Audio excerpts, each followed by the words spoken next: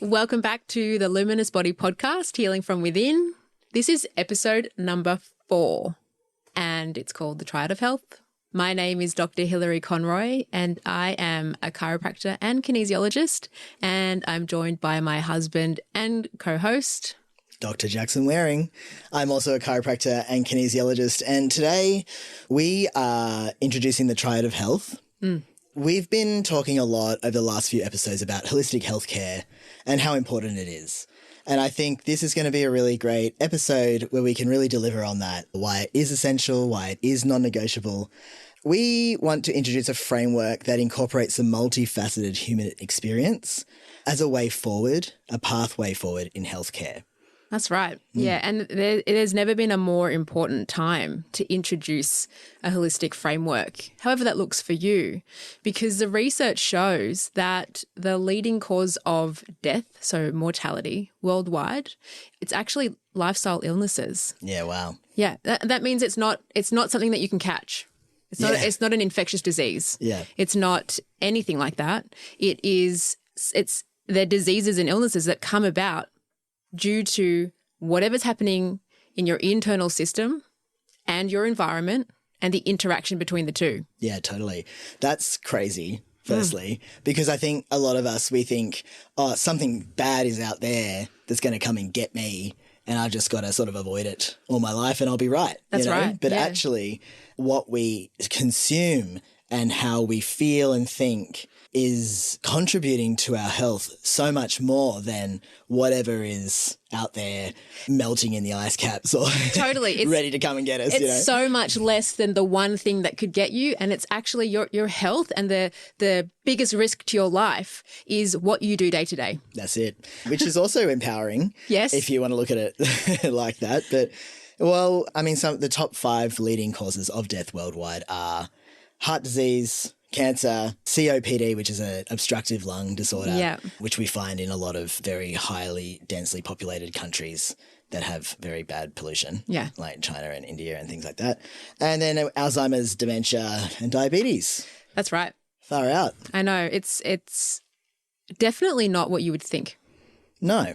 No, it really isn't. It isn't. And look, the beauty of, there's no beauty in dying, really.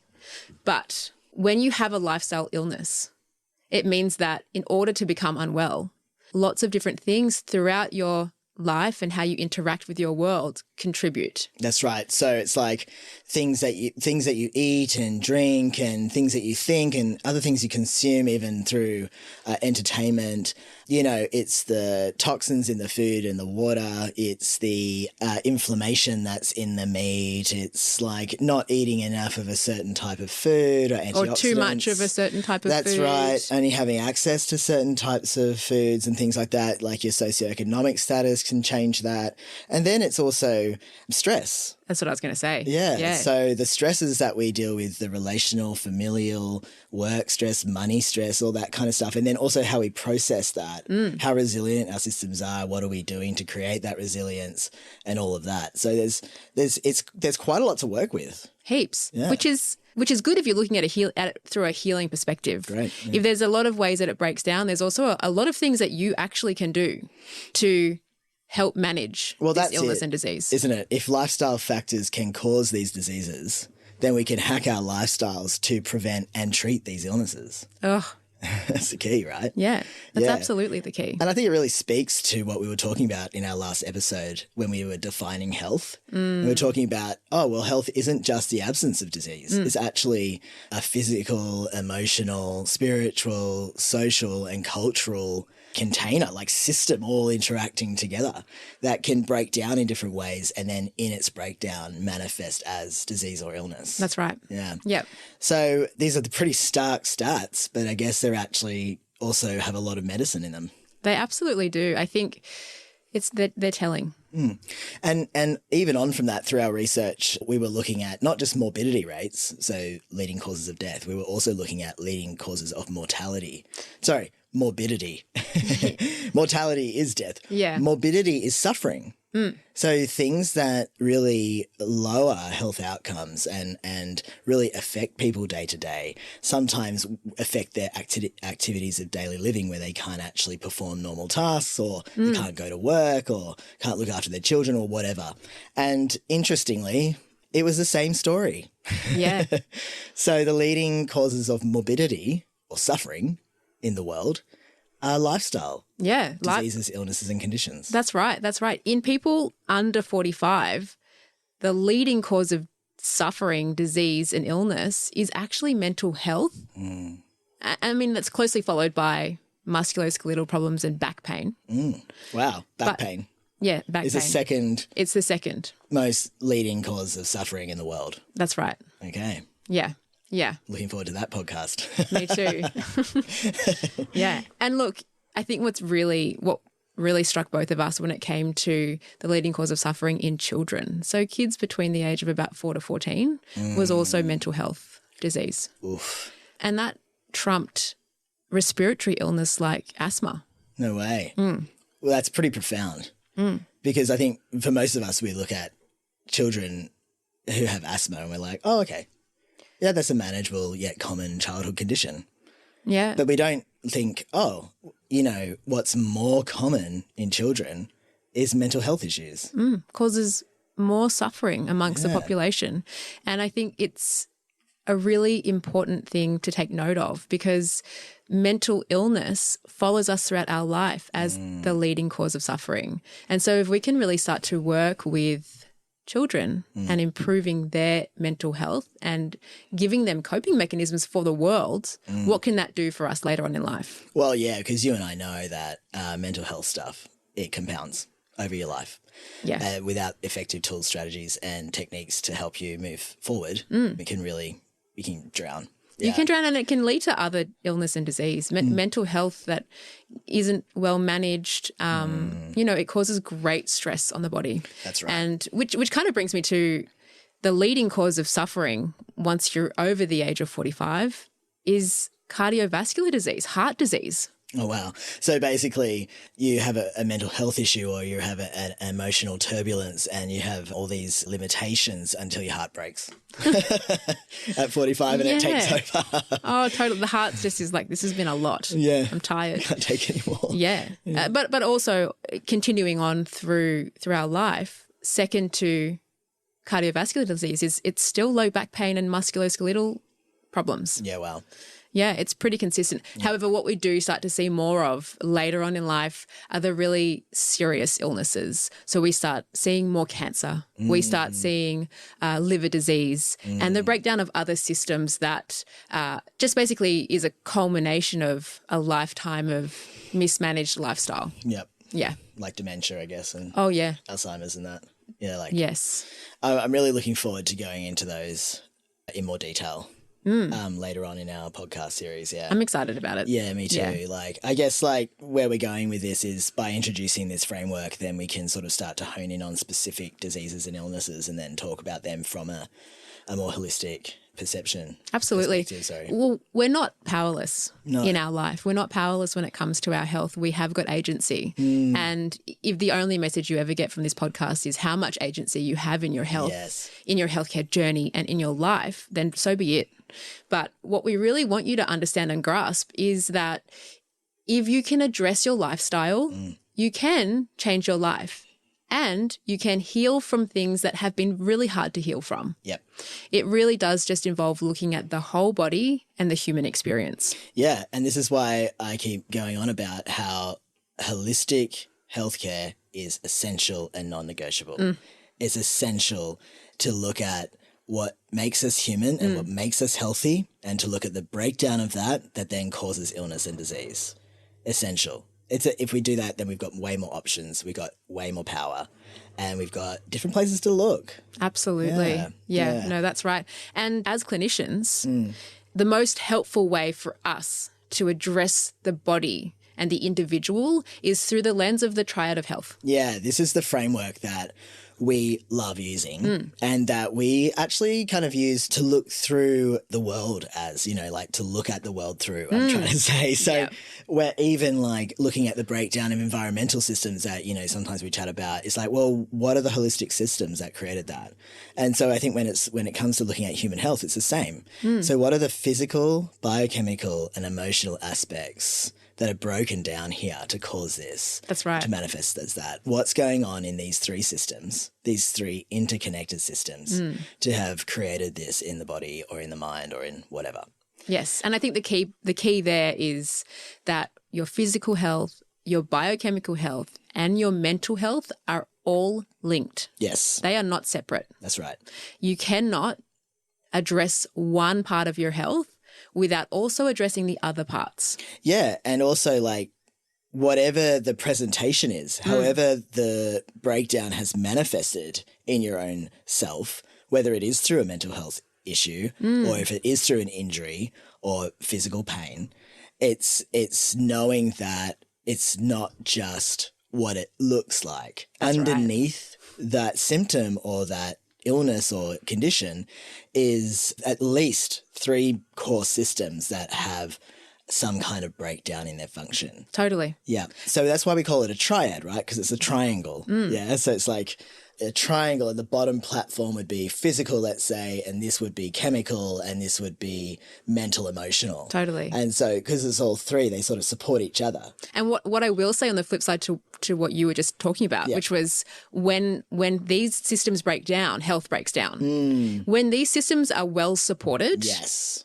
our body is best able to heal. That's it. Because we are designed to heal. That's right. We have got this innate intelligence within us that allows our body to constantly strive towards being and feeling better. That's it. So when we have our physical balance and our biochemical balance and our emotional mental balance, what it means is that these body systems have the tools they need to create the environment of which our system can heal. So that means it can fight inflammation. It can create compounds to battle out bacteria or whatever.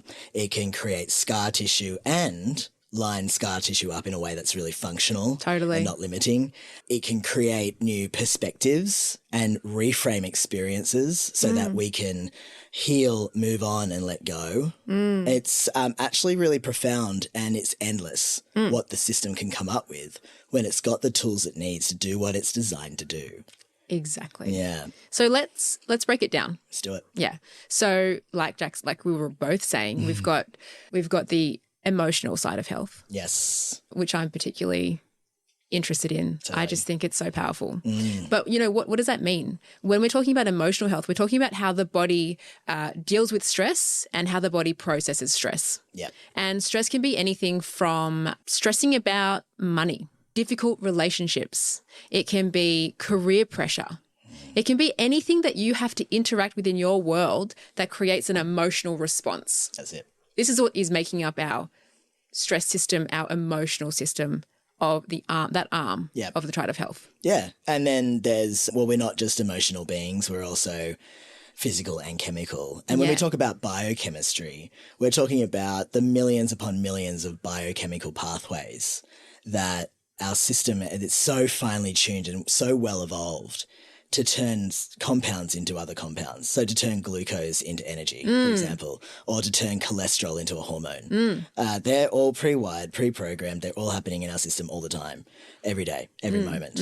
And they're readjusting themselves and everything. And these biochemical pathways, they all support our main systems. So they support our immune system, our digestive system, our detox system. They support our neurotransmitters in our brain, our hormone system, like you name it, all the systems that be, there are millions of biochemical pathways behind them. And so when we talk about the triad of health, we talk about, well, do those systems have the nutrition they need, so the tools they need to convert cholesterol, for example, into a hormone? Yep. Are there toxins and pathogens present that are maybe switching off these pathways?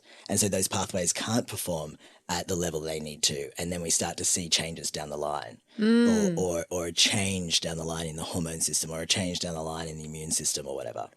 Amazing. Yeah. And then the missing piece here is the physical system. Yeah. And I think we're all the most familiar with this system. Yeah, we're talking about bones, joints, muscles. We're talking about the alignment and the function of these structures in our body and how well they're operating. Yeah, I love that we're so familiar with the physical system because it's what we can see and feel and very easily make a change. Oh, and organs. Yeah, I forgot to say organ, very important. So important. Well, yeah, it is. It's the most obvious and the most research has gone into the physical system. Yeah. And it's also, I suppose, in a way, one of the most straightforward things to address. Yeah. Like if we were just physical bodies and we weren't made up also of, stress and emotions and biochemistry, toxins, pathogens, if it was just a physical scenario, it'd be so straightforward. Oh, my back hurts. Let's adjust the joint. Let's align the pelvis. Let's do some exercise to strengthen the muscles. We'd all be getting better, really. Yeah, it'd be really easy. ASAP. Yeah. And that's the thing, isn't it? When we're in good alignment, regardless of the injuries or the differences that we might have physically, the body has an optimal alignment. Yeah. That it works in. That it utilizes the least amount of energy for. Yeah, that's it. Exactly. And when we're in that alignment, things seem to work really well. Yeah. Yeah, physically. Regardless of what you look like or what kind of deficits you perceive you have or anything like that. Or what your body's version of alignment is. Yeah. There's always that kind of optimal alignment there. Yeah. That we can find. Yeah, through physical treatment or practices. Yeah.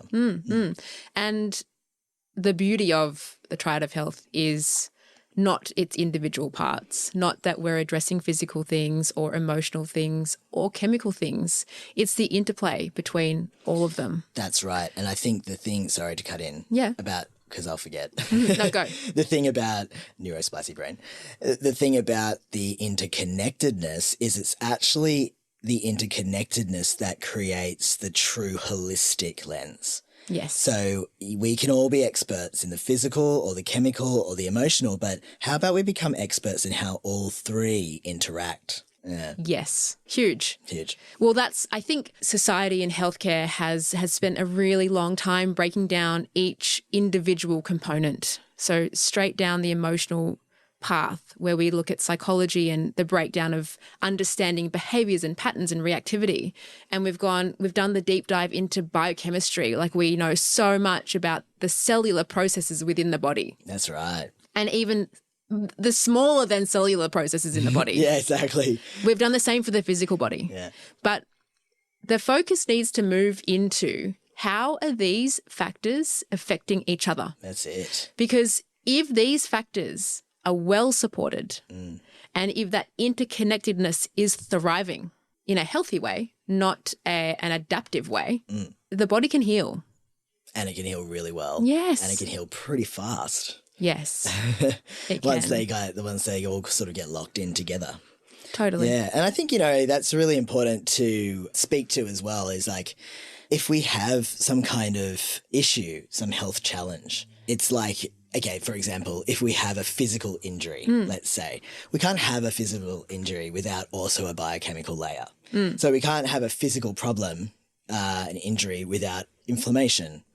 Okay. And then everything our immune system's trying to do to heal that inflammation and repair using elastin and collagen and scar tissue and all that fibrin and all that kind of stuff.